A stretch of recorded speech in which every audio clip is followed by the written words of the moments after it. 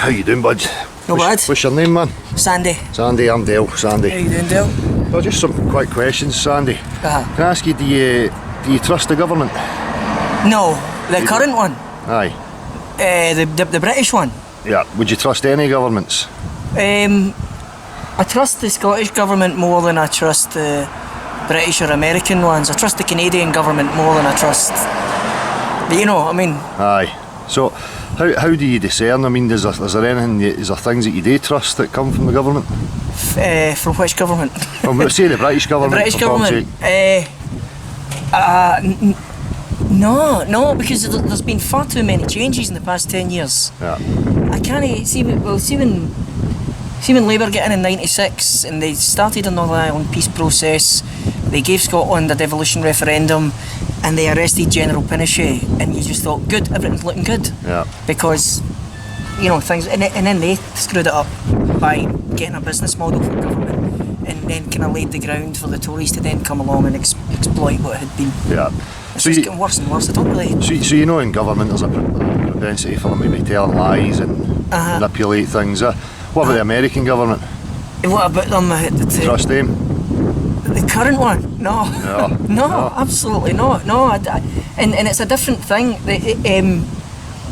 This government, I don't trust their motivation, and the American government, I don't trust their competence. Yeah.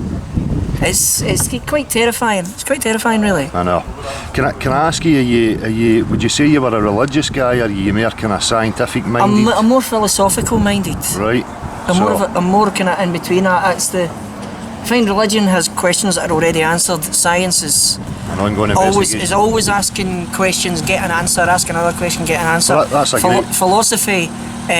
You can never answer any of the questions, and so what you find out along the way, while you're looking for an answer that you're not going to get, I find really, really valuable. Yeah. So for me, this is the whole crux of what I'm up to. You know, I love science, and I'm into direct realism. For me, the core of science should always be based on empirical facts. So, you know. Well, that's me as well, because that's what science does. Because I think that's what science is. It's an agreement. We agree what reality is. That doesn't mean it's reality. Yeah. That's just what we as human beings, because we human beings invented the concept of science. Yeah. Science is just an apparatus for understanding things. Yeah. The same as religion and the same as philosophy are all apparatuses for understanding exactly. things. So science is an apparatus for understanding things, and we agree what reality is, and it's probably the best one.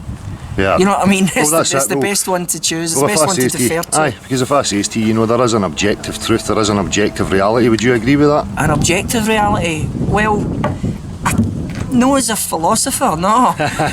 Well, if I was to drop that table on your head, it would crush your skull. It would hurt. Right. Yeah. So that's objectively but that's just true. but that's my perception of what pain is. I don't know what other benefits there are to that pain. Yeah. Because science continually discovers new things. See, all the science from 1,000 years ago, forget it. Yeah. So what's going to happen 1,000 years from now? Maybe dropping this table on my head will hurt, but it will also give me a bigger cock. You know, who knows what we'll discover. Is that wishful thinking? And things like, and you can't argue, and that's why you can't argue, you know, when scientists say to religious people, where's your proof and all that? Well, faith doesn't need proof. Faith doesn't require proof. Yeah. You can't argue.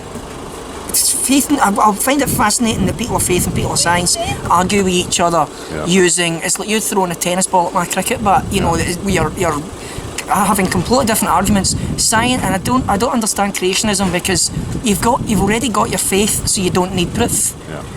You know, and with science, it's like, well, you don't need faith, but actually you do.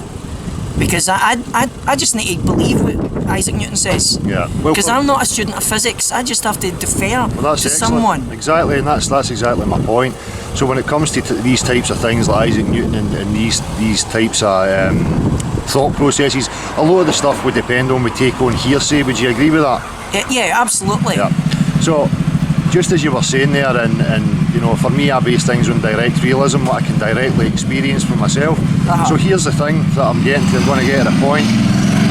If I was to say to you that there's a serious doubt in regards to the Earth being a ball flying about the vacuum of space, what would you think of that? I would think it's far too late for that argument. You would think it was far too late for that argument, because there has been so many investigations for hundreds and hundreds of years, I would defer to. Well, what if I to say to that. you, there's a huge movement happening now of people waking up all over the world from all walks of life, from academia to the common man, who are really doubting what they've gave us. I mean, are you aware that there is no actual real video or actual photographs from space? Is that a fact? Well, you know, I've searched long and hard. If you go to Google Images right now, you will find maybe 2 images that they claim are real images of the ball from space. So it's just claimed that they're. Well, that's real. it. You know, it's a private institution. Well, as a student of philosophy, I would say everything's. You can doubt anything. You can doubt everything. I can doubt that you're sitting there. Yeah. I can doubt everything. So what you have to do is show deference. And as far as I'm concerned, the Earth is a ball. So Because I defer to the things that I've learned so far. So you would say it was based on hearsay? You've never actually experienced the Earth as a ball No. with your own eyes? No, because I can't. It's impossible to do that. Yeah. Even So- if you're taking a photograph of space, you would. I suppose they've got cameras that you can zoom right around now. But no, when it comes to science, I defer to people who I think know what they're talking about within science. Do you think that's dangerous though? No, No, do you not think it's better to base No, I think things on it's- your direct experience? I think it's no, because if I drew the number 6 right here, you would see a number 9. Now I know it's a 6 because my intention was to draw a 6, but you would look and you would see a 9, and until I explain to you that that's a 6, you're going to go, well, I see a 9, mate. But I drew it with the intention of drawing a 6. Yeah. Your direct experience is a 9, so you wouldn't believe that was a 6, Yeah. even though I'm telling you that's what I drew. So that's why your own direct experience can often let you down. Yeah, until you analyse and you come to understanding and have Until that you look discussion. at it from my perspective, exactly. then you can go, all right, well, the guy told me he intended to draw a 6. Yeah. So it is a 6, even though you're looking at it from a 9 position. So if I was to say to you, what shape's the horizon? I couldn't tell you that. I'm not studied enough. Well, when you look I at would have to guess. when you look out at the horizon, what do you see? So what you're saying, what is my perspective Yeah. from where I'm standing? Yeah. My perspective from where I'm standing, the horizon. Right, I assume you're talking across a seascape. Yeah. Right, well, you would say it's flat, Okay. right? So if I was to From then, my perspective. so if I was to then say to you, if I went to natural physics and fluid mechanics, and I was to say to you that for me, you know, if I established that my most accurate measuring tool and the most accurate measuring tool known to man for establishing a level is water, would you agree with that? I don't know. I don't know if I could agree with that or no. I would Well- again. I would have to defer to somebody because I've not studied. Have you ever seen convex bodies of water? No. If I says to you that water is formless, water can take the shape of its container and the surface will always be horizontal, would you say that's your everyday experience of water on Earth? I wouldn't say it's my everyday experience of water on Earth. I would just say it's what I guess Yeah. from what I can see and the boats I've been on and Yeah. and experiments I did in school Well, 20 odd years ago. You get up in the morning, you make a cup of tea, you have a Oh, right, I wash, see you what have you a mean. bath. Any water, not just bodies of water like Just the loch. any water. Well, you know, you can get Yeah, surface you don't tension and you get water like yeah, or like mounded that up. you're talking about. Water's not got the ability to support itself to display shapes upon its surface. Uh-huh. So if we go into any body of water and we submerge a shape under that body of water, Uh-huh. you will never see a silhouette of that on the top of the water Yeah. because it's formless. It can't take Uh-huh. the shape of the underside. Yeah, the stuff that's containing it's got a form though. Of course it has. So that's So what as I would- gravity pulls the water down, it's within the shape and it'll always sit because it's liquid. well, you know, gravity is another one of these things that are theories that have never been defined or proven. You know, Well, it's fact. that's I've actually said that to my pals once when I was a teenager and in my 20s. I used to argue with a lot of religious people who told me I had a good Christian attitude Yeah. because I like Christian philosophy and I like Jesus. What has been written about Jesus Christ? I just don't believe in divinity. Right. The divinity doesn't make any sense to me, so I'm not having it. Yeah. But the intention of Christianity, the intention that doesn't actually get played out these days. Well, I've heard that said before. It's a good idea. When are they going to put it into practice? You know? It's so I actually like that, and I would argue. And then 20 years after that, you know, and most recently, I've had exactly the same arguments with people who are almost like fashionable atheists, and New Age. empirical scientific type people. Well, so they think. Not so much New Age. More people that the people who subscribe to the I fucking love science page. You know, as if like, well, what's not science? You know. Well, that's you know. So I had the same arguments with them because I saw the same obstinacy and I saw the same exactly. kind of. Same with me. So and my philosophical position was really understood. Yeah. Well, you seem very similar to me, and I experienced that myself through like speaking to creationists, evolutionists, these types of people. You know, I call them New Age atheists. There's certainly new waves of them in the last 15. Evangelitheists, I was calling them. Aye, that's a good term for it. But they don't even recognise there's a separation between natural science and formal science.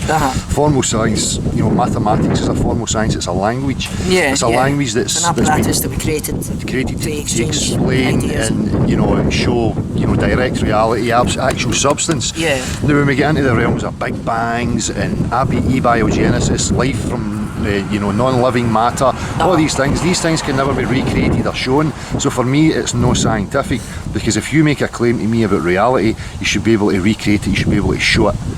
Would you agree with that? If you make a claim about reality, you should be able to back it up. Aye. Well, I agree with that in the sense that you should back up any claim you make. Exactly. Particularly in science. I mean, if you say, oh, there's God, obviously you can't back that up. But then again, you don't need to, because it's faith. Yeah. And faith doesn't require backup. Yeah. It's like, well, I have faith. So if it is in the scientific realm, then you should back it up. But the thing is, there's a difference between somebody making a claim about someone and someone positing a theory about something. Yeah. A hypothesis or a theory. Yeah. But so positing a theory isn't making a claim of reality. Yeah, but you would still need to pursue that in order to falsify or verify.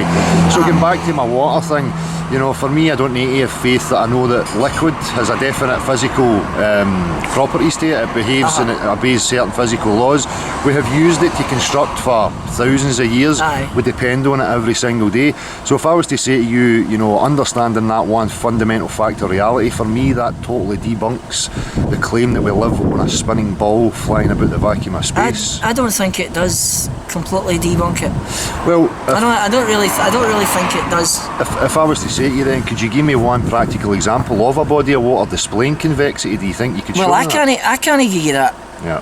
Because I'm an artist who works part-time in a cafe. Yeah. And so I But on you, be basing things on your everyday experience of reality, that's what I'm more interested in. Oh right, I see. Well, my everyday experience of reality will differ from somebody else's reality window. I mean, we can look at 3 different maps: a weather map, a physical map and a political map, and we're looking at exactly the same thing. Yeah. But it's completely different. Well, you've got your subjective take on these things, which is true. And you can't. It's difficult to separate that from your objective take, because everything means something different to you. Yeah. You know, and what people say is that a lot of people say, you know, opinion doesn't matter. You know, don't bring opinion to a fact fight. But opinion, it can be translated as everyday experience. You know, and the study of water is something that I haven't looked into. So some of your questions I can't answer. Yeah. So I can only say based on my own experience. I can't tell you what I haven't seen. Yeah.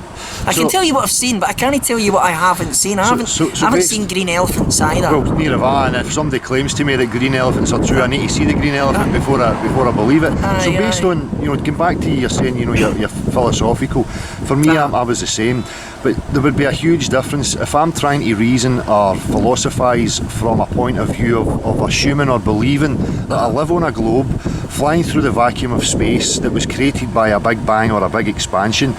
You know, my philosophy is then, you know, based on that assumption, right? Because I'm trying to reason from that assumption. If that's no true, your philosophy would change, would it not? If I was to say to you, the Earth is stationary, the Earth is level, and it is a created environment, would your philosophy then, in your mind, then start to think differently? Because it would. Well, what it would say is, you would put that, to me that's a thought experiment, and you would put that to me, and I would say, well, okay, well, what would be the consequences of that? How would it work? Yeah. What does that mean for a 1,000-year global conspiracy to make us believe this certain So they say. thing? So they say 1,000 You know, years. Well, so what? I mean, 1,000 years of since Copernicus started to measure the planets and stuff like that. So is that? Then I would have to take on the fact that there's been thousands of years, generation upon generation, from people that are long dead to make us believe this. Yeah. So you would if it's been going on for thousands of years, but again, we come to conjecture and hearsay because we're taking things from written books. But maybe Man in the High Castle type stuff, like it's only been the past 30 years that someone has created all this history, Or like you know, last 1984, a 100 memory hole. years, you know, since NASA was created, since that time. Well, And then I couldn't realistically argue with that because I was born in 1970. Yeah. So I'd have to believe that my grandfather lied to me. Well, You know? I wouldn't say. See, this is the You thing. know, or he was I didn't- taken in, or she I was didn't lie to my kids. See, this is the thing that people think. You know, everybody would have to be lying. What if people are just misled? If you're born into, you know. Well, I have been misled in that I thought that my great grandfather was called Carson Nielsen from Kristiansand. My brother did the family tree, and it turns out we're all through Ireland and back up to Norway, like 700-800 years ago. So somebody in my family made up a story about this beautiful story about Carson Nielsen coming from Kristiansand and meeting an Irish girl in Glasgow, changing his name to Charles Nelson because of the First World War and to sound more British, and it was all bullshit. Yeah. So there was a complete family story that we all believed. So there is stuff that you could all believe. Yeah, and if you know you're getting born into say this culture, you go to the education, the universities, they tell you what to teach. You know, you have to pass through their grades. So people, people are no willingly lying. You wouldn't say that. People can be misled. Somebody has to be. Yeah. Well, this is the Or point. are you talking about maybe it's been going on so long that it's wildfire and we just. Well, it's never went away. This whole question of what the shape of the earth is has never really gone away. You know, it's always. But you know, been there. like, but see when it comes to that, and I'll conclude here if that's alright, because I need to get back no in. problem. But when they asked Empedocles whether or not God existed, when the ancient Greeks were all discussing whether or not God existed, it was not Empedocles, Epicurus. Epicurus, yeah. Said are far more important things to be concerned about than whether or not God exists. Yeah. So I find from my philosophical position, from the way my life is formed, I have to say to you that I've got far more things to be concerned about than whether or not the earth is flat or round. Yeah. So I think there's because see, in the end it really wouldn't matter to me whether it was flat or round, Right. because we're all still doing the same thing, and I've still got the same struggles and same problems, same desires, same fears, Yep. and same responsibilities to my children, Yep. same responsibilities to my community. So whether or not the earth is round or flat, But in a psychological Wouldn't- sense, if we don't have grounding, proper grounding, and we're basing our reasoning on a false premise. I'm not that- kidding you. I am not kidding you when I say it probably wouldn't make any difference to me if Yep. the news came out tomorrow that the world was flat, Well, scientifically proven. There's many people who think the same. I wouldn't care. Yeah. I mean, I'm still going to believe, because I have to believe, I have to defer Yeah. to science the same way as a person has to defer to a higher being. So it's a belief system. So I think that science is we have to agree. You can't actually prove anything. we have to base things on objective reality in order to agree. We have to agree, right? Yeah. That something is. That's what peer review is all about. Prove, disprove. We have to agree on what reality is. Yeah. And I'm happy to agree that the earth is round. But if we found out tomorrow it was flat, it really wouldn't make much difference to my life. Do you think would you think that based on this conversation you'll maybe contemplate it a wee bit or have a look into it? I probably wouldn't, but I'll tell you this: as a child of philosophy, I'll probably think about a lot of other things because of this conversation. Excellent. So even though you've raised a conversation about that particular subject, I'll probably go away and think about indirect things, not particularly the water thing or the flat earth thing, but there's probably a lot of things that I'll think about that as a result of this conversation. Excellent. Which is why I think philosophy is a good way to go. One quick other thing, do you believe they went to the moon in the 60s? Do I believe it? Yeah, I'm in a position where I want to come up with a different answer. Yeah. Because you've created the reality of this conversation. Yeah. You've created an apparatus for this conversation. So I'm trying to answer within that apparatus. But I would say, yes, I believe it. But if you told me tomorrow it was a hoax, and there was proof, I would believe that too. So it's and great. again, it wouldn't really make much difference to Well, my life. I love your honesty, man, and that's what I was looking for. I really appreciate your honesty, and that's it. You know, some people it doesn't matter to them. You know, other people it does Middle matter age to and them. philosophy has taught me to Ease up. just to look at things from different perspectives. That's my boss. I thought you were working today. I was working, but I'm just trying to get some advertising for the Three Villages Pit Stop Free Cafe advertising. for his 25,000 YouTube viewers. It's Listen, in buddy. Arica. Well, I really appreciate the conversation. bother. Much respect See you for your later. honesty. Thank you, bud. Cheers. So, anybody who's out, the bikers, I'm sure many in Scotland will know it. Three Villages Pit Stop, and we're in Arica. So.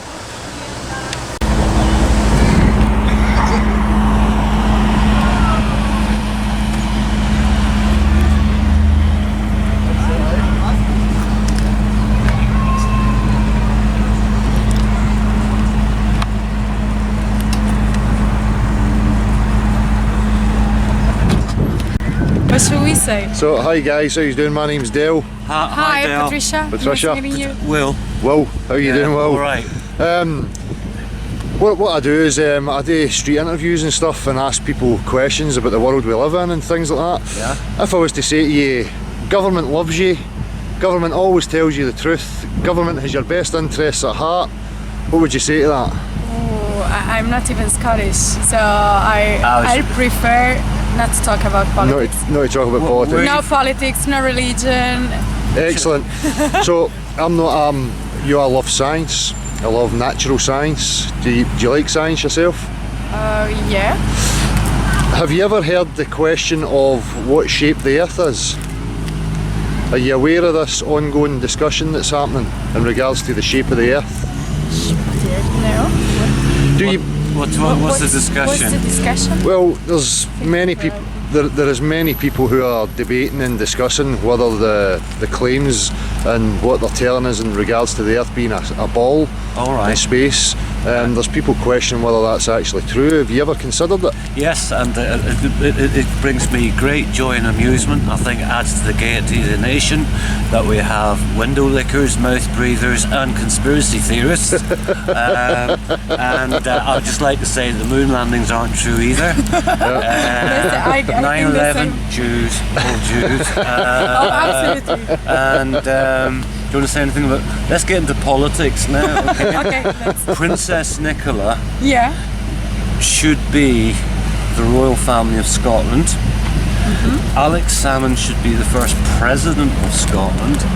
I think it would be a marvellous thing if Scotland got independence. That's right. I think it would be great because it would instantly become a banana republic.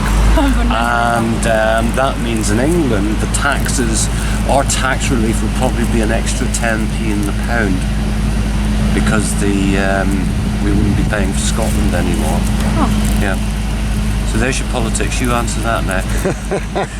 So, in regards to the Earth not being a globe, if I asked you if I could, It's not a globe.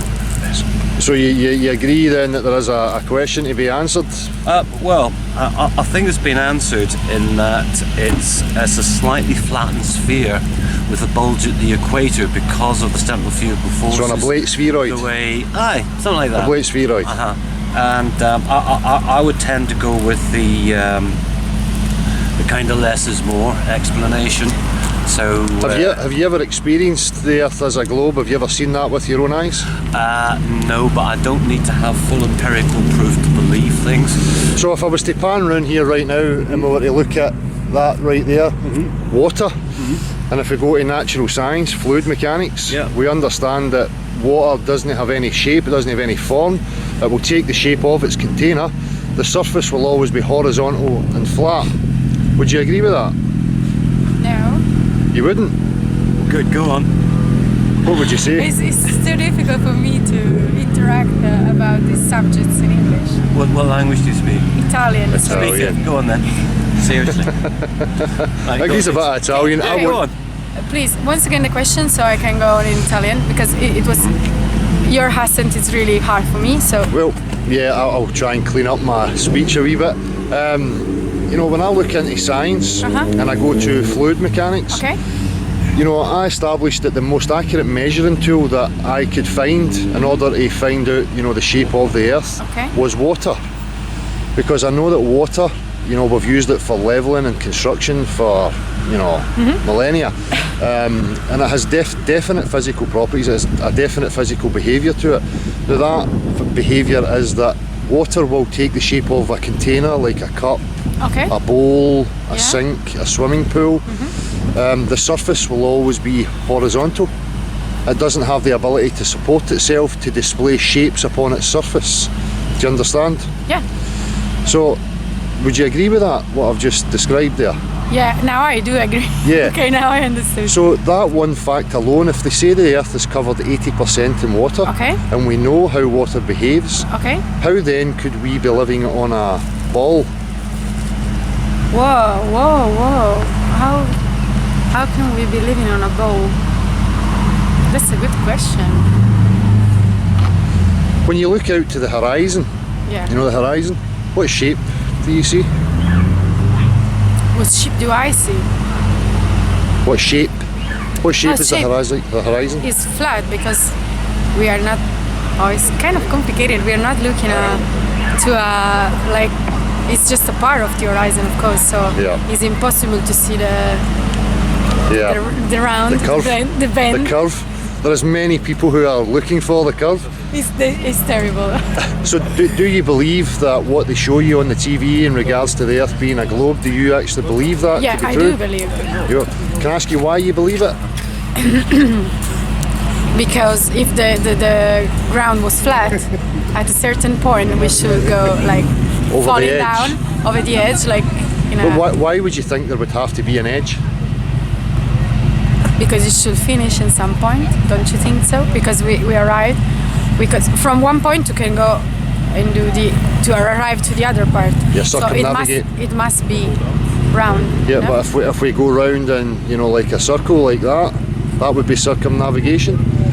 No, it wouldn't be circumnavigation. It would be navigation from a point to the other. Well, if I go around you like this, Yeah, this is circumnavigation. yeah, I would call that circumnavigation. Yeah. Yeah, but we have never seen circumnavigation from north all the way down to south, right up and back to north again. I never asked myself this kind of question. I know that it's difficult, the accent and the language, but have you ever considered that, you know, what they tell you, that it might not be true? This one I really think it's true. Why shouldn't we? Like all the physical demonstration that they made to prove it are truth now. So it's one of the theory I wouldn't discuss. I just think. You just take it for granted. You believe No, it? I don't take it for granted. I'm not able to explain it now, but I understood it. Like there are physical principles that explains why the globe is round. It's because that the current explanations that we accept best explain how we see the world. So we don't need to introduce. The more information we get, the less magic there is in the world. Because was once magic, now becomes known through empirical data, which is data that you can see and measure and feel. So, if you like, these notions from other people, in English it'd be called a conceit, and I think it's similar in French. I don't know any Italian, but it's a conceit, which means that it's a self-indulgence to play a game. It's like Descartes, cogito ergo sum. You know, I think therefore I am. Yeah. How do I know I exist? All that sort of stuff. Yeah. That was quite, if you like, back then it was a major issue because people were tormented about where did it come from and did God, that someone had to make us, there had to be a God figure because we didn't know enough. Even now with science, I do believe that people say science and God are incompatible. But no, because you'll always come back to what kicked it all off. Exactly. And that gives you, and I think this is a good thing, that there's still enough space left in this world of hard knowledge to have a little bit of mysticism or magic or God. By the way, for the record, I am an atheist. And if you like, I think we can explain things. And have you ever seen life coming from non-living matter? Have you ever seen life jumping into existence from nowhere? No, because the current if you like, models which seem plausible to me don't suppose that. Yeah. So if I went to science and I was to describe what my understanding of science is based on empirical facts, it has so repeatable observation. Repeatable observations. So when we go back again to asking about the questions, if somebody claims to me the Earth is a round ball in a vacuum flying endlessly through space, straight away, as I said before about the liquid aspect, I look at liquid and fluid mechanics and understand how that behaves. Now that one observation for me contradicts wholly that we cannot be living on the exterior of a sphere. Why is that? Because water does not conform to the exterior of objects. Water does not conform to the one factor that you're missing is that you've got to factor in centrifugal force, gravity, or gravitational force as well. Well, gravity, could you define it and then offer a practical example of gravity? I couldn't actually, and sort of Newton's a better man than me, and well, I wouldn't be able to understand. So you'd have what to he said. proselytise yourself to a hierarchy like a priesthood and believe in what they offered you, would you know? If I bring it back to me and you as individuals, as just two men speaking to each other, and I asked you, if I asked you, could you prove to me that the Earth was a globe? What would you come up with in order to I prove wouldn't. it? It's not something I'd be bothered wasting my time arguing over. It's just that it's sort of. Well, science isn't an argument; it's a discussion. It's but I mean, it's not sort of. I suppose it doesn't. It doesn't interest me enough to have that discussion. I think there's more interesting things. There's more intriguing aspects to talk about than something that's so fundamental. And if a person has difficulty with relating to the socialised reality that's being created with all its rules and whys and wherefores, it's not really. I'm not on that wavelength, and my life's too short to be wasting time. Totally appreciate that. Talking about that. I mean, it's like sort of the old. Cheers, guys. How many angels can dance in the head of a pinroll? St. Augustine. Lovely chat in a castle in the 12th century, but today it's not really relevant to me. Yeah. So do you not think it would be important if we're trying to rationalise and come up with a reason for existence and who we are and why we're here, if we perpetuation of our DNA. Well, there you go. Meaning of life.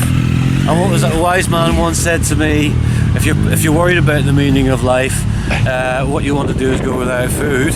If you're still wondering about the meaning of life, what you want to do is give up your shelter. And if you're still wondering about the meaning of life, sort of give away all your clothes, then you'll start wondering about the meaning of life. Yeah. Well, interesting philosophy. But I appreciate you speaking to pragmatic. me. It's a pragmatic approach. So I'm afraid I don't have a very romantic view of existence. Well, I'm pretty much the same. No. I think we need dreamers, and we need the off-center approaches to life, because obviously that's testing, isn't it? I mean, sort of I'm standing here, sort of saying, oh well, this is what I believe. But you always need a balancing point of view. I think the only thing that worries me is kind of asymmetrics, in that these days, certainly sort of, I don't know, you'll see that in the media, you'll see things like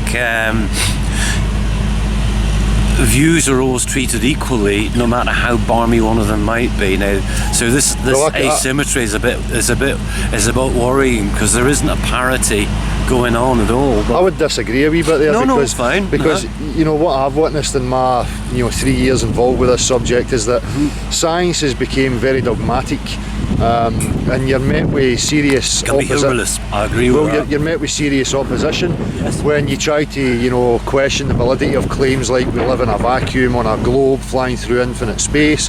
And for me, science should never be closed. It should never be dogmatic. It should always be welcome and open to question. simulation. Would you agree with that? To an extent, as I say, I'm getting back to this asymmetrical approach in that everything's given sort of parity. So you'll have a person, the conspiracy theorists, come up with something really wacky about some major the Earth's not a event. globe. That's yours. As I say, that's kind of a bit, well, not trivial, but you know, you get an interpretation of some major catastrophe or something really horrible happening, and you always get a conspiracy theorist because they come out with something so atypical. They get kind of airspace. So you get a person who's well informed about whatever the event is, and they will be treated just the same as the person who knows nothing, but comes up with something totally wacky and off the wall, because, well, that sort of sells things. I mean, you did like this. That's sensationalism. I'm sure you'll get plenty of people, well, all spectrums of thought, and some will be more entertaining than others. I imagine the more practical, commonsensical people won't be as interesting as, shall we say, the guys that come out with "we're not living in a globe." Well, would you say that you base your life, you trust your common sense, trust your senses? I trust my senses in as far as I'm. Well, you got here the day you dressed yourself, you got here on the bike, you rolled that cigarette, you're managing to nearly managing to light it. It's got a bit more on gas than having tobacco. So for me, I would say our senses can be trusted. There is an objective reality here, something that we can... No, that's interesting, because I think, take your side in this. There's a measurable reality, but unfortunately, if you want to get into all the wacky stuff, we moderate our measurement, our empirical data, with our senses, our sensory perceptions, which are always subjective, because we're filtering them back into our brain. Which is why we share them with each other, scary, though. Actually, now that you've brought it up. Well, there is an object. You know, if I was to, like, you know, pick up that slab and drop it on your head, you know, I'd feel it. You would feel it, and you would probably die. You would crush your skull. Thank you. So good to know. So there is a separation. For me, there is an objective truth. There is an objective reality here. And for me, that's what the core of science is. It's how do we establish what the objective reality actually is. That's causality you're talking about. Well, that's the repeatability. So if you sort of, event B can only happen in the presence of event A, event B being the skull is crushed, and event A is that the rock was dropped on that skull. So you're looking at the causal chains there, and I think that's what science is more about. Again, it's this repeatability and testing, so that things will happen in a certain sequence. But I take entirely your point that I suppose the realms of science that look into the wilder side, for me anyway, would be all this quantum physics and sort of all this stuff. Same as gravity. In my head. Gravity. Exactly. Once you start poking into gravity, it's all sort of kind of a wee wishy-washy. You get to a point where it sort of kind of peters out. Dare I say evolution as well? But these are the things These are the things I buy into, though. Yeah. Well, evolution is another part of this dramatic part of science for me. It's not recreatable. It's not observable in any way, shape, or form. You're a creationist then? Nope. You're not religious in any way, shape, or form? Direct realist. Direct, okay. So, you know, I base things on my direct experience and what I can experience and test and measure for myself. And there is absolutely zero proof, there's zero measurable proof that the Earth is actually a sphere. The only thing that's out there is the institutions like NASA and these other space agencies who show us on a TV screen that that's what the Earth is. Would it surprise you if I said that, you know, every one of these images we see are composite images, they're not actual photographs? Composite? They're digitised. So they say they take slices and then they blend them together and then they fill in the gaps. I'm comfortable with that because that's what that's doing at the moment. So I'm comfortable with that technology. So and the original photographs, so they were stills. They were the old, you know, sort of chemical reaction stuff. But if I was to come to you with photographs and I says, look here, I've got pictures of Nessie, or I've got pictures of me with Superman, would you take it as scientific? No, but I would take it and smile a lot and go, you're good with Photoshop. Well, you know, the same is then true. You know, for me, we have to, especially in today's day and age of manipulation through video and images, I would have to remove that from the equation, and let's get back to measurement actual tangible stuffs rather than depending on an image from an institution or a photograph from an institution. Because for me, you're getting a wee bit religious there. I'm totally opposed to religion. I think beliefs should be eradicated and people should get back to direct realism. Where do you get your dreams from then? Well, dreams are subjective. It's a totally different Creativity thing. from? These things are great, but what I'm interested in is this space that we share right now that I call objective reality. And how we go about establishing what that actually is. And as I say, for me, I have found absolutely zero proof that the Earth is actually a globe. Right, and how does that affect your life? Well, it affects my life. I'm a philosopher, I'm a contemplator, I'm a deep thinker. So if for 37 years of my life, I assumed totally true that I lived in a globe, flying in space, blah blah blah. So for me to then try and rationalise and reason from that assumption, when I realise that, well, if I take that assumption, that foundation away, and it may be something else, my reasoning, my rationality, my philosophy, it changes. I start to entertain different possibilities. If I believe I'm on a limited space, a small globe flying through the infinite vacuum of space, my reason's But limited. you're not in a limited space, there's an infinite space at the moment. So space is infinite? Yeah. Well, according to the here's the thing. cosmologists, So that's all speculation. I agree with you. If I go back to science again, and somebody claims to me, you can have a negative pressure system, i.e. a vacuum, and a positive pressure system, the atmosphere that we're experiencing right now, and those two can exist side by side without a solid separation. When I go to actual practical everyday science, we need a solid barrier between two opposing pressure systems in order for them to exist, or they will equilibrate. But you have these institutions telling us that that's the reality up there. Yes, but I think not wanting to get into the whole debate about it, but No. I think you've got to factor in other factors apart from just negative and positive pressures, because you'll have mitigation such as the effects of gravity, you'll have the effects of movement, postulating kinetic theories energy again. and all that. Not at all, they're not postulates, they're all part of the mechanics. Well, and that's Newtonian universe. That was done 500 years ago. See, if I asked you why a helium balloon rises, what would your answer be? It's lighter than air. Right. So, where's gravity? Would you call a helium balloon an anti-gravity device? No, not at all. Because that's confusing how helium behaves with gravity as a fundamental category area or error in that helium is a lighter than air gas. If you like, air in this instance is the parity. So where you have air, you have equilibrium in terms of balance and movement.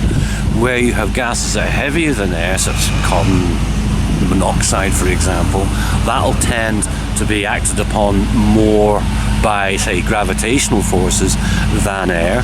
If you have helium, which is a lighter than air gas, that'll be less affected by gravitational force of any mass.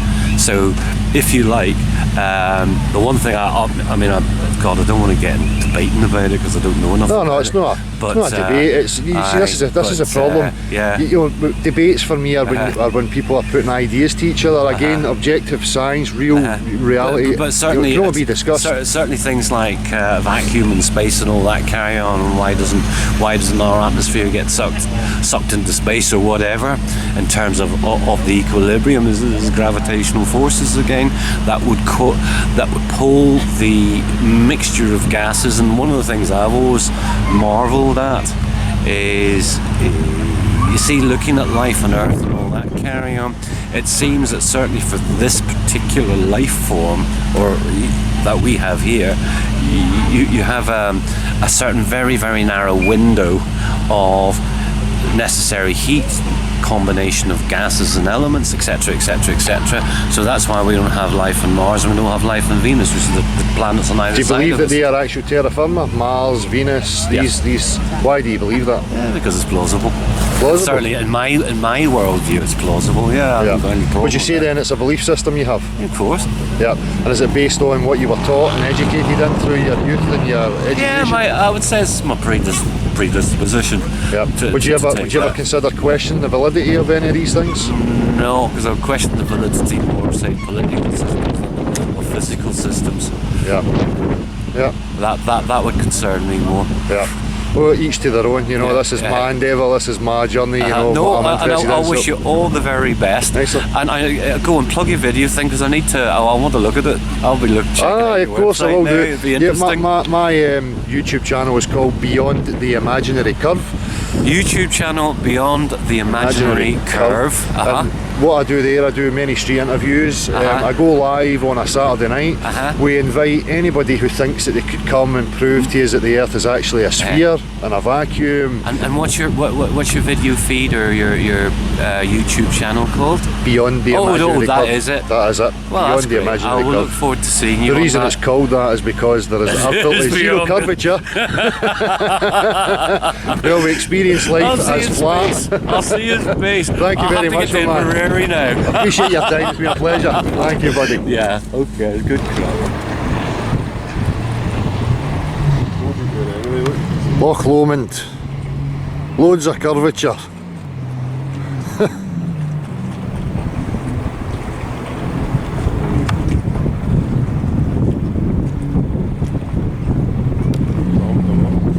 A big hump right there in the water, I see that. Found the curve. What about you, sir? Have you heard of the flat earth? What shape's the earth, my man? Get more sense out of you than half the people out there.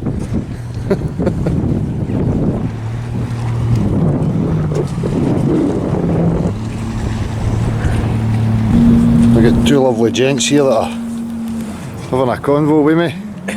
What's your name, sir? Phil Wicks. Phil. Adrian Bingham. Adrian, I'm going to come round here so I'm not spinning. So just in passing there I had says, you know, have you ever noticed how flat the earth seems to be? What do you think about that? Yeah. It's not flat with the hills over there though, is it? No, of course not. Of course not.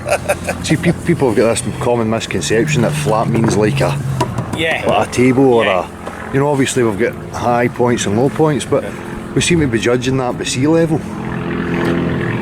Yeah. It's a tricky one. Aye. If you look out in certain places, you can actually see a bit of curve on the horizon on a sunny day. Or do you think you're seeing curve? I think it's probably a lot of that, yeah. Aye. Probably because we know the Earth to be round. Or do you believe it to be round? Someone's done some bloody good photoshopping of pictures from space if it isn't round. Well, this is the thing, you know that there's no actual photographs. There's no actual photographs of the Earth from space. They're composite images. Do you know that? Get out. Honestly? Honestly? Well, there was this program with James May when he went up as far in the plane, as high as you could go physically with the plane. Yeah. And then you saw the pictures from him there, which actually showed Do you know what a fisheye lens is? Yeah. You know what a fisheye lens is? Yeah. So we've got many people who are sending up like balloons and high altitude things. You know, there's a certain balloon footage I've seen that goes to 121,000 feet, and it's not got a GoPro fisheye lens in it, and the horizon is still flat. So there's like an anomaly. There seems to be a bit of contradiction with these images that people are getting from high altitude. I would say that when James May was when he was up there, that was, you know, there's a type of guy who I would think would be sort of want to show anything different in a different light and everything, like, you know. So he was up there, you know. He said, you know, the pictures you had there was very much showing. What if I said there was an accurate tool that would show us beyond any shadow of a doubt that we don't live on a globe? Would you be willing to listen to it? An accurate measuring tool? There was an accurate measuring tool. Aye. Called what? Water. Water, yes. So we know in physics that water's not got the ability to hold itself and conform to the exterior of shapes. You know, if I explained that bodies of water on Earth and in physics and science, they'll take the shape of their container. The surface will always be flat, horizontal. Would you agree with that? Like these 2 pints you're having right now? Yeah. We know they're contained. Yeah. And the surface is flat. If I was to dip a sphere into that, do you think you would see the silhouette of the sphere on top of the water or the liquid? It would sink down so far, wouldn't it? It depends on Depends which what air. it made- depends what what it's made of. Yeah, because if you've got a sphere that's made of air, it's not going to sink, is it? Or anything? It's just Well, gonna sit at the top. if it was dense enough to sink, It would do, yeah. you wouldn't see the silhouette of the sphere on top of the water, would you? No. No.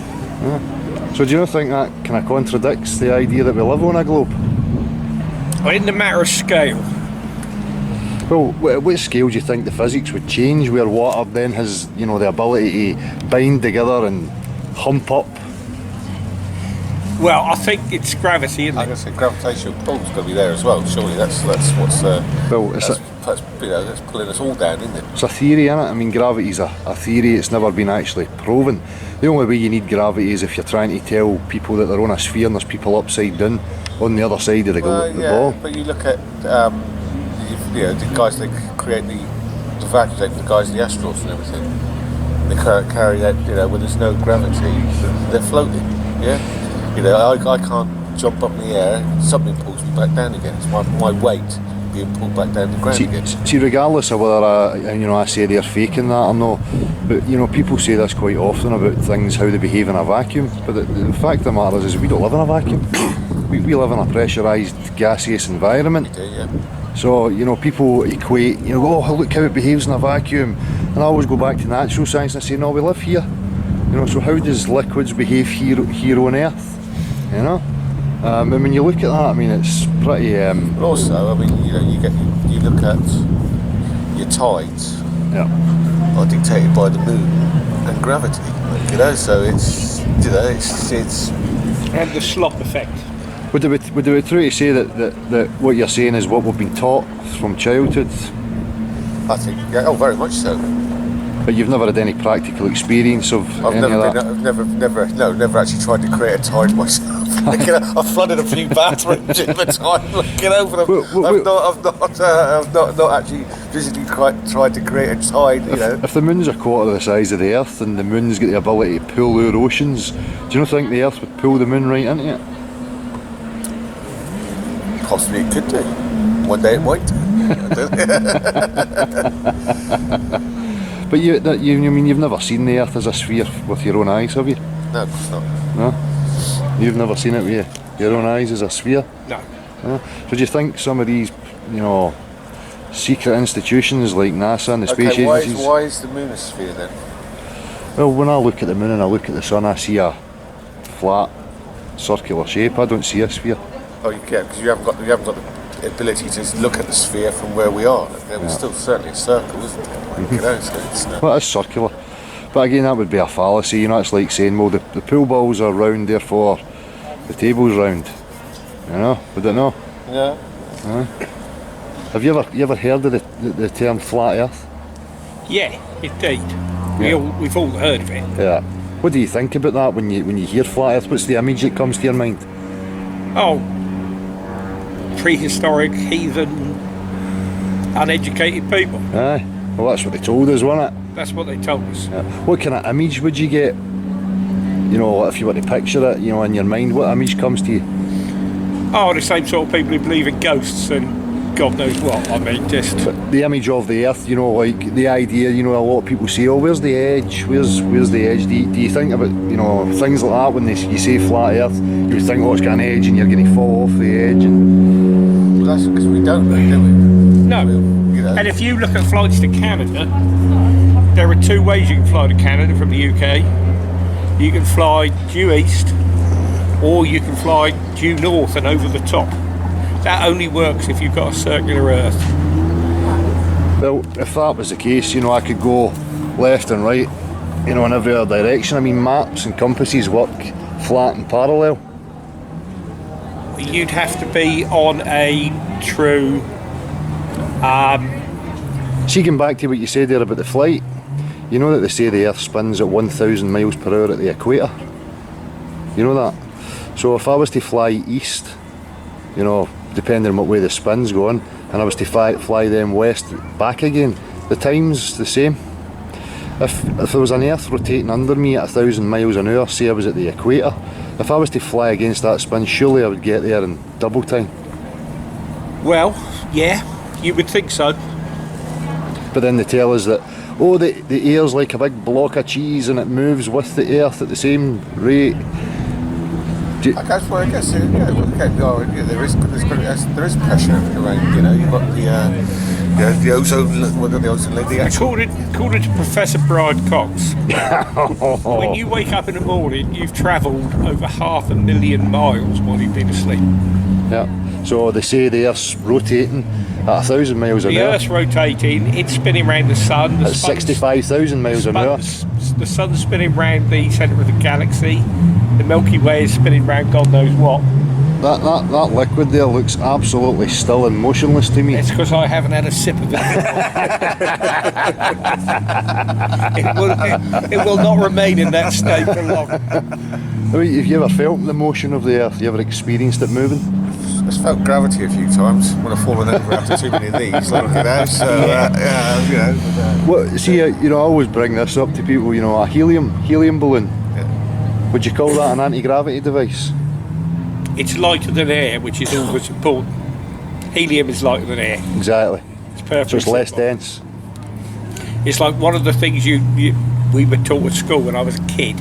Of course, it's sort of counterintuitive. Is that cream is lighter than milk, Yep. and ice is lighter than water. Hence why cream floats and why ice floats. Yeah, because the air And they're that's trapped. counterintuitive. It's counterintuitive. It's because the air's trapped within the density of the substance. Well, also partly because water reaches its densest at 4 degrees. It doesn't continue to get denser as it continues to drop below that. It's what keeps fish alive, for example. Because unlike when you heat water, you get the thermodynamic rotations and it all heats up. That works when you're cooling water until you hit 4 degrees, and then it doesn't. Because the water at 4 degrees is now as dense as water could get. So as it cools, the cooled water remains on top. Do you think there's a possibility that the government's all lying to us? I think I would be astonished if they weren't lying to us. Well, this is the thing. But it's where do we draw the line? I mean, I ask people this and they know that the governments are corrupt and they tell lies. And yet when it comes to this question about would they lie about where we actually are existing right now, people seem to, you know... But it wouldn't be just our government, though, would it? No. Because it would be every government in the world would have to sort of, you know, deny that, saying that the Earth's not round, like, you know. So, and I don't see any other. They couldn't be in cahoots. They couldn't be in cahoots with each other. I doubt it. Have you ever heard of the Antarctic Treaty? The Antarctic Treaty, it rings a bell somewhere. I think it's, you know, I'm not going to, be exact on the figure, but, we'll say 50 nations. Yeah. 50 nations work in unison, so... And protecting the environment. In the middle, they appear to all be at war with each other, and you would think they were separated and divided up, yet when it comes to this wee patch of ice, apparently, we're all friends and it's no problem. So I can see right there and then that, there's, these people could pull together and have us, running around in circles believing in nonsense while they perpetuate their control and their power. Do you think that's plausible? Do you think that's possible? I think it's unlikely. I wouldn't say it was impossible. I think it's unlikely. Yeah, we've all got... I think North Korea would have broken ranks by now. See, people say to me, everybody would have to be lying, everybody would have to be in on it. Everybody would have to be lying. Well, I wasn't lying. I believed it for 37 years of my life. Yeah. Well, I wouldn't say I was lying about it. I would say that I was born into my culture, I was born into an education system that told me that. Yeah. Everybody else seemed to believe it and I went with it. Yeah. So it's like a cult. Oh, yeah, but I think I'm educated enough to make my own decision on that. And I was taught at school, I still believe today that the Earth is still round and everything. It's until somebody can come and tell me it's different. Well, until somebody falls off the edge. Why would you say there's an edge? Why does there have to be an edge? It's a sphere. There is no edge, is there? Well, it's a sphere, so there is no edge. You're just going to go on and on, around and round and round and round and round and round. Isn't there other possibility then to what it could be?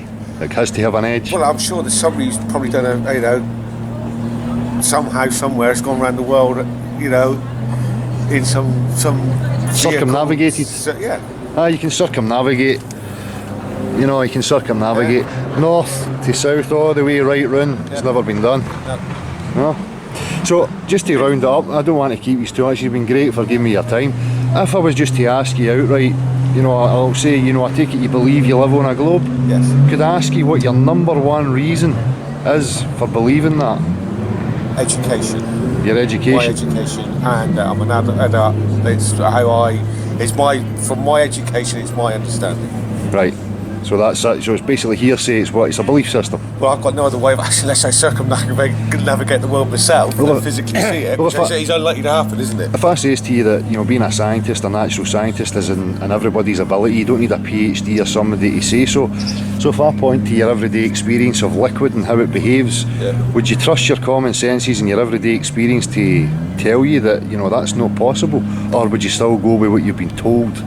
Unless I'm been told differently and proven differently. Once I've been proven differently, then I will change my mind. Is that no proof? I'm proving it that water's not got the ability to behave like that. I'm still not convinced. Right. How about yourself? The horizon. The horizon for me is proof that we live on a sphere. And you think the horizon's curved? I know that the fact that I can only see 8 miles at sea level or something tells me that it's got to be curved, because otherwise it's just a bloody step. But I know there isn't a step, because I know France is just over there. Well, if I come down Over there. if I come down here in different days depending on the conditions, I can see further than I can on other days. Other days I can see not as far. So it depends on atmospheric conditions, on how far we can see. It does, but you can never see France. But you can see France from Dover. Only from the cliff tops. You have to be above sea level to be able to see France from Dover. And it does depend on the atmospheric conditions, because under the right conditions, light bends, which means that you can see further than you can do if in the prevailing conditions light is travelling in truly straight lines, which we know it doesn't. So do you think, would you ever consider it or look into it? Do you think there's a possibility that we've been deceived? No, I don't. You think it's all kosher and I think it's all kosher because there is certain evidence that I can see with my own eyes, and it might not be conclusive, but it's fairly persuasive. Aye. How about yourself? You think you'll ever look into it?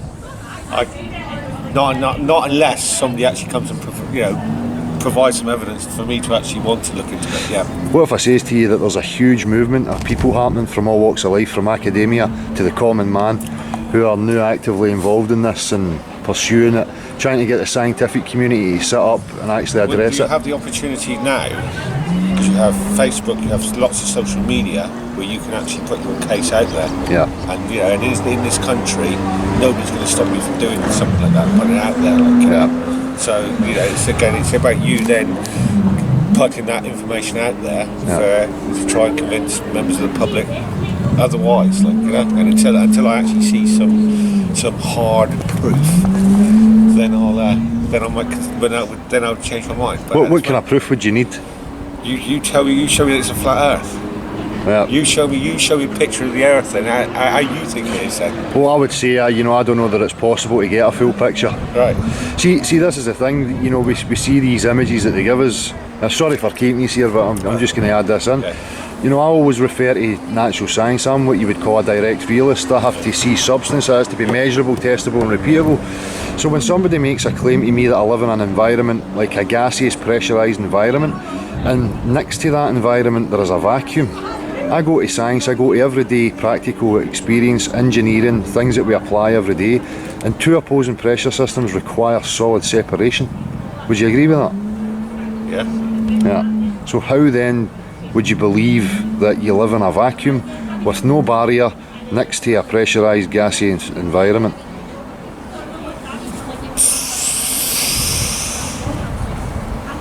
Well, yeah, okay. But again, until you'd have to, before I'll just Seeing it. I want to see it. I want to see it. I want to see it. Well, that's what I try and encourage people. You've got your common sense faculties, your eyes, your senses. You can experience, like I'm saying, you're drinking a pint, you get up in the morning, you run a bath, you fill the kettle, you have a cup of coffee. Liquid always takes the shape of the container. Yep. It never conforms to the exterior in any shape, regardless of scale. You know. So you know, and you know the other point being the stars don't really change. They're always fixed. I guess so, yeah. I'm not an astronomer, but a number of times I've sat in my garden, especially this time of year, and Stars aren't fixed. They're no. Polaris is not in the same place every night. Not. It is to practical purposes. It isn't actually precisely the same. Well, see what you said earlier on, you understand the heliocentric model with the sun travelling, we spin round the sun. Yeah. You know, right, so if you're here, you know, at this side of the sun, and we're in summertime, 6 months' time you're now going to be on the other side of the sun, looking into a different night sky. But you don't see a different night sky, you see the same night sky. You don't see a different night sky, which is why, since we're moving, the stars have to be moving too. Because otherwise, in winter we'd see the Southern Cross. That doesn't happen. If you want to see the Southern Cross, you've got to Australia, New Zealand, or somewhere in the Southern Hemisphere anyway. Yeah. Aye. But, you know, again, you know, the sky, the stars, they don't really give us anything measurable about the shape of the earth that we're upon. Listen, guys, it's been a pleasure talking to you. I hope that he's looking into it and maybe something I've said triggered something to get your curiosity. No, it's interesting. It's very interesting. Excellent. Good Thank on you. you. Right, Cheers, guys. cheers, no problem. Hey,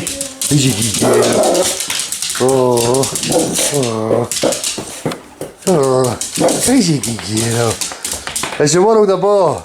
No, is it flat? Aye, it's flat.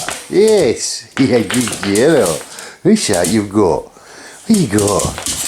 What you got? There you are here. He's that.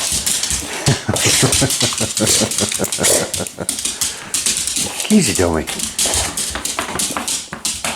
What?